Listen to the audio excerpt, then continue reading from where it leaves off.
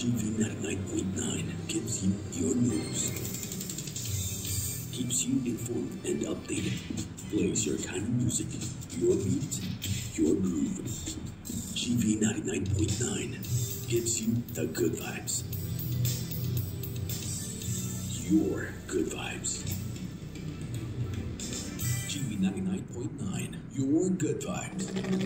Live mula sa himpila ng GV 99.9 FM Batangas. Narito na ang mga balitang umingay sa buong linggo. Mga maiinit na kaganapang hindi mo dapat palampasin. Mga balitang kinalap at binantayang buong puwersa ng GV 99.9 FM Batangas. Balitang hitik sa impormasyon dapat mong malaman ngayong umaga.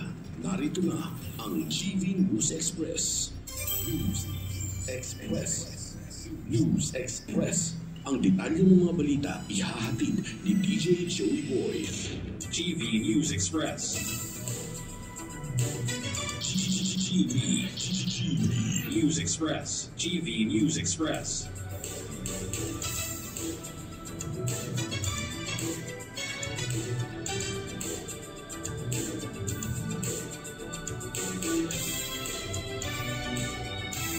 GV News Express.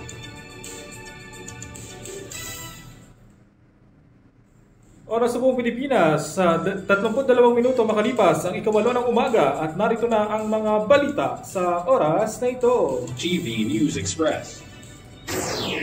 Gunman na pumatay sa ginang na witness sa kaso ng ombudsman na dakip. GV News Express. 5 di umano'y tulak ng droga arestado sa Lipa City, Batangas. GV News Express. Isang high-value individual huli sa Lucena City, Quezon, 1.3 million pesos na halaga ng shabu, nasabat. GV News Express. Tiyuhin inaresto sa mga panghahalay sa 7 anyos na pamangkin. GV News Express. 20 pesos kada kilong bigas, mabibili na rin sa lalawigan ng Batangas. GV News Express. At isang lipenya wagi sa The Asia All-Star Festival sa South Korea. GV News Express.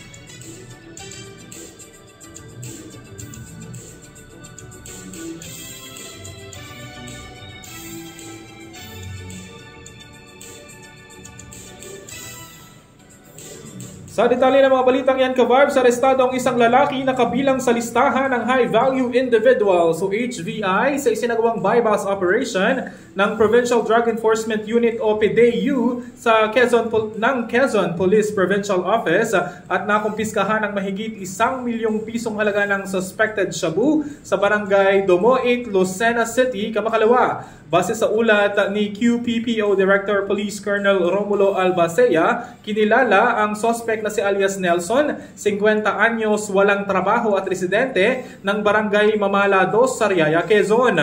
Ang bypass operation ay sinagawa dakong alas 4:40 ng hapon at nakumpiska sa suspect ang 2 plastic bag at isang sachet na hinihinalang shabu, isang navy blue sling bag, isang 1,000 pesos bill bilang marked money. Tinatayang nasa 65 grams ang bigat ng nakumpiskang droga na may halagang 442,000 pesos at street value na humigit kumulang 1.3 million pesos. Ang suspect ay kasalukuyang nasa kustodiya na ng Lucena City Component Police Station habang inihahanda ang kasong paglabag sa Section 5 at 11 ng Republic Act No. 9165 na isasampa sa Office of the City Prosecutor sa Lucena City, Quezon. GV News Express. Sa ibang balita naman mga ka-vibes, isang tiyuhin nga ang inaresto dahil sa pangahalay sa 7 anyos na pamangkin. Inaresto ng mga ahente ng National Bureau of Investigation o NBI ang isang lalaki na paulit-ulit na gumahasa sa 7 anyos na pamangkin sa Angono, Rizal na iniulat kahapon. Ayon kay NBI Cavite North District Office Chief Zar Eric Nukwi, ikinasa ang hot pursuit operation matapos dumulog ang ina ng biktima sa tulong ng isang non-government organization. Nabunyag ang krimen kamakailan nang mag-away umano ang biktima na kasalukuyang 14 anyos na at ina ng pagsabihan niya na dadalhin na lang siya sa bahay ng kanyang lola. Napasigaw ang bata at nasabing may nangyayari sa kanya sa bahay ng kanyang lola. Nasundan na ng pagbubunyag na simula noong 7 taong gulang pa lamang ay ginagahasa na siya ng sospek sa mahabang panahon at kinimkim lamang ang problema sa takot na siya ay papatayin. May baril umano ang sospek na ipinananakot sa bata. Ayon sa NBI, ang sospek ay kapatid ng ina ng biktima at nagsimula ang pang-aabuso nang mamatay ang ama ng biktima. Ang sospek ay napagbilinan umano na alagaan ang pamilyang naulila. Nang wala na umano sa poder ng sospek ang mag-ina ay palagi pa rin dinadalaw ng tiyuhin ng biktima at inaabuso. Ipinagharap na ng reklamong paglabag sa Republic Act No. 6710, Special Protection of Children Against Child Abuse, Exploitation, and Discrimination Act. TV News Express. Sa ibang balita naman, gunman na pumatay sa ginang na witness sa kaso ng ombudsman, nadakip na aresto na nga mga ka-vibes ng mga otoridad ang pangunahing sospek sa pagpatay sa isang ginang na tumatayong witness sa isang kaso na isinampa sa ombudsman ang naaresto sa San Pedro City, Laguna. Kinilala ang gunman na si Peria, 33 anyos, isang porter, Tubong Ilagan City, Isabela, na naaresto sa kanyang tahanan sa Southville 3A, Barangay San Antonio. Si alias Peria ay positibong kinilala ng nag-iisang saksi na kasama ng pinatay na si Phoebe Dawn Marie Monton.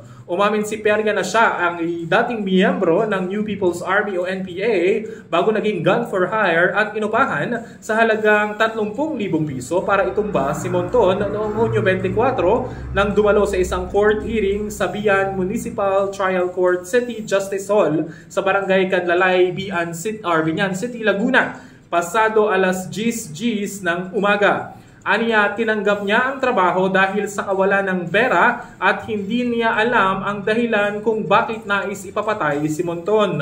Isang malalimang investigasyon na ang isinasagawa ng pulisya upang makilala ang utak at motibo ng pagpatay kay Monton. Napatid na si Monton ay tumatayong saksi sa isang kaso na isinampa noong Nobyembre 2024 sa Office of the Ombudsman tungkol sa irregularidad ng konstruksyon ng ospital ng Binyan o OSBIN. TV News Express.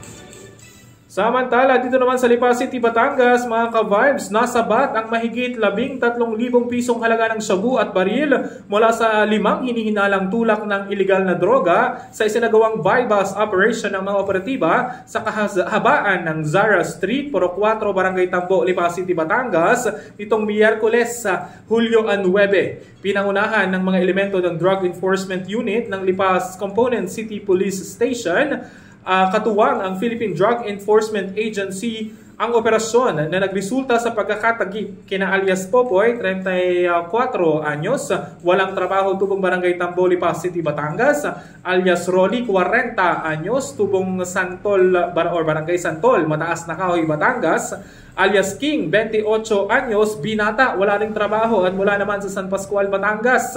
At si Roy, 17 anyos, walang trabaho, Tubong Barangay 3, Mataas na Kahoy at residente ng Barangay Tambo, Lipa City, Batangas. Matapos maaktuhang nagbebenta ng hinihinalang shabu sa isang poser buyer. Nakumpiska mula sa 5 sospek ang halos 2 gramo ng shabu na may standard price na 13,056 pesos, buy bust money, isang kalibre 38 revolver, 5 bala at isang sling bag. Ang mga naarestong sospek ay kabilang sa kategoryang street-level individuals at nakalista sa drug watch list ng istasyon ng Lipa. Nakapiit ngayon ang mga suspect sa custodial facility ng Lipa City Police Station habang kakasuhan naman ng paglabag sa Sections 5 at 11 ng Article 2 ng Republic Act No. 9165 o ang Comprehensive Dangerous Drugs Act of 2002 at Republic Act 10591 o ang Illegal Possession of Firearms and Ammunition. Ang kakaharapin ng mga ito sa opisina ng Lipa City Prosecutor na matatagpuan sa Barangay Maraway, Lipa City, Batangas. TV News Express. Good vibes, balita naman tayo mga ka-vibes. Dahil nga po ang 20 pesos kada kilong bigas abay mabibili na rin ho dito sa lalawigan ng Batangas. Mabibili na nga rin ho ang 20 pesos na bigas sa 15 kadiwa outlets sa buong Batangas. Ang paglulunsad ng programa sa Batangas ay bahagi ng layunin ng Department of Agriculture na palawigin ang programa at maabot ang tinatayang 15 milyong Pilipino o pamilyang Pilipino mula sa mahihinang sektor sa pagtatapos ng taong 2026. Ang 15 bagong bukas na katiwa ng Pangulo outlets ay estratehikong matatagpuan sa mga sumusunod na lugar. Diyan ho sa Batangas City, sa SIDC Main Office sa Sorosoro Ibaba, Purok 2 sa Barangay Mahabang Parang, sa Tinggalabak at sa kahabaan ng National Highway, sa Lipa City proper, Barangay Balagtas, National Highway sa Barangay Alangilan, Sitio Central sa Barangay Santo Niño, San Miguel, Barangay Condelabac, Barangay Mahakot West, Barangay Libho, Palyokan West, San Mariano sa San Pascual, Batangas, at Manghinaw proper naman sa Bawan, Batangas. Ang mga kadiwa sa isang kooperatiba ay bukas sa publiko, subalit prioridad ang mga mahihinang grupo tulad ng 4Ps beneficiaries, solo parents, senior citizens, at mga may kapansanan para makabili ng 20 piso kada kilong bigas.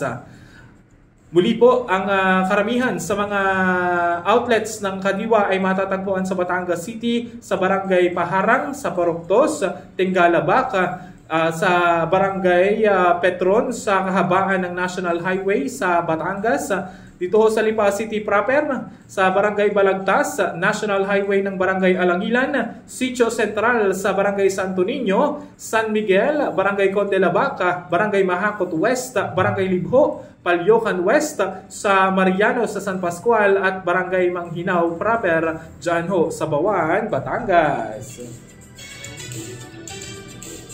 TV News Express. At isa pang good vibes balita, isang Lipenya ang nagwagi sa The Asian or Asia All-Star Festival sa South Korea.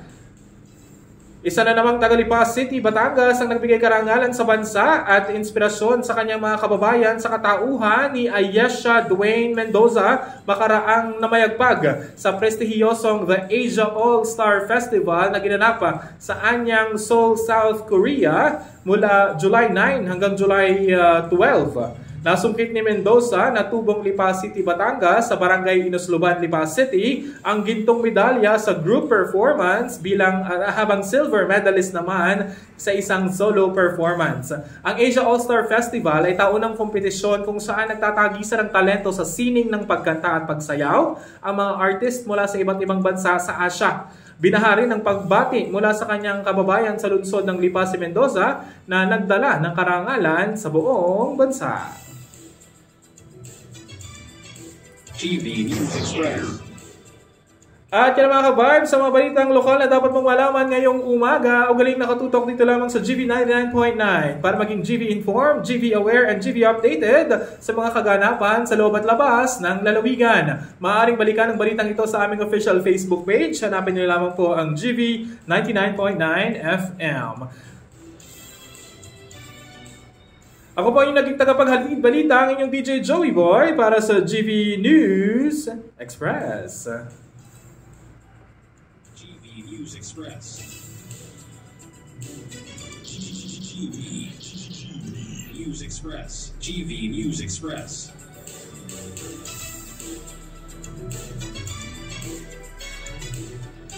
GV 99.9, your good vibes.